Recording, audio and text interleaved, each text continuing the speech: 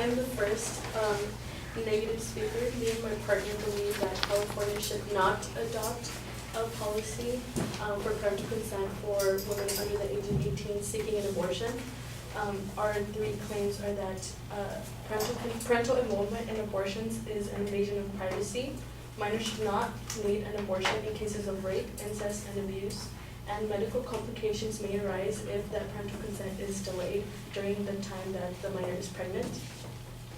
Going back to my first claim of parental involvement in abortions is an invasion of privacy.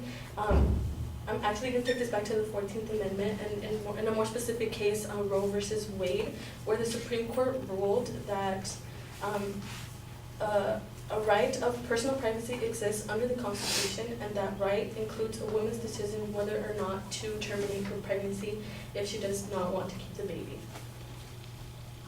Going on, in an article, Minors and the Right to Consent to Healthcare, the author states that minors have the capacity and the right to make important decisions about their own health, their personal health care.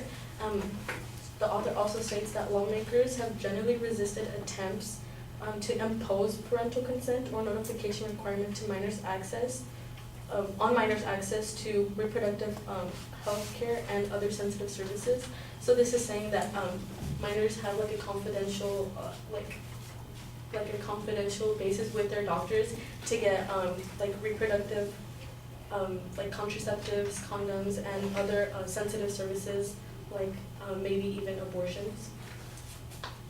Going on to my second claim, that minors should not need consent in cases of rape, incest, or abuse.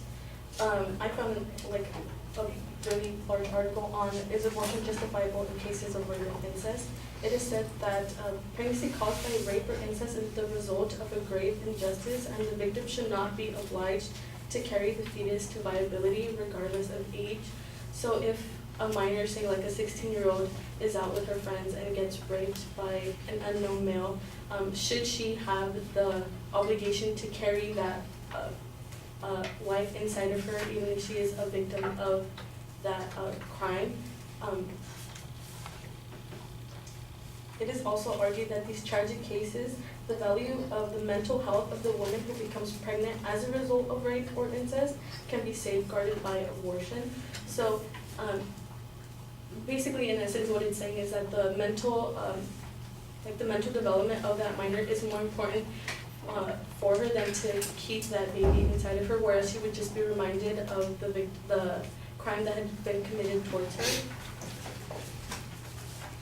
Rape victims often feel guilt, powerless, and embarrassed or ashamed, which is also another reason why adolescents feel uneasy to talk to their parents. And not only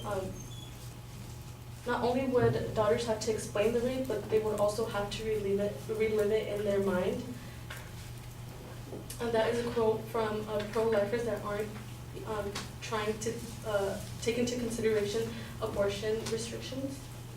So going on to my third supporting claim, that medical complications may arise if parental consent is delayed.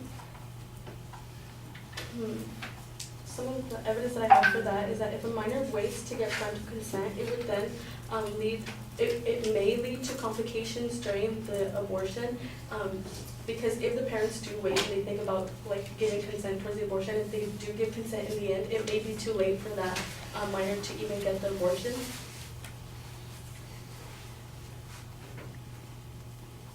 Also, if these minors are practicing, even regardless if they are practicing safe sex, there may be chances where, so say if a minor is on birth control, if she takes a certain antibiotic, I don't remember exactly what the antibiotic is, if she takes it at the same time, then that the birth control will have no effect due to that antibiotic, like making it like ineffective. So in case it would like increase the risk of her becoming pregnant, and if she does become pregnant, does she have the obligation to keep the baby, or should she be allowed to have an abortion?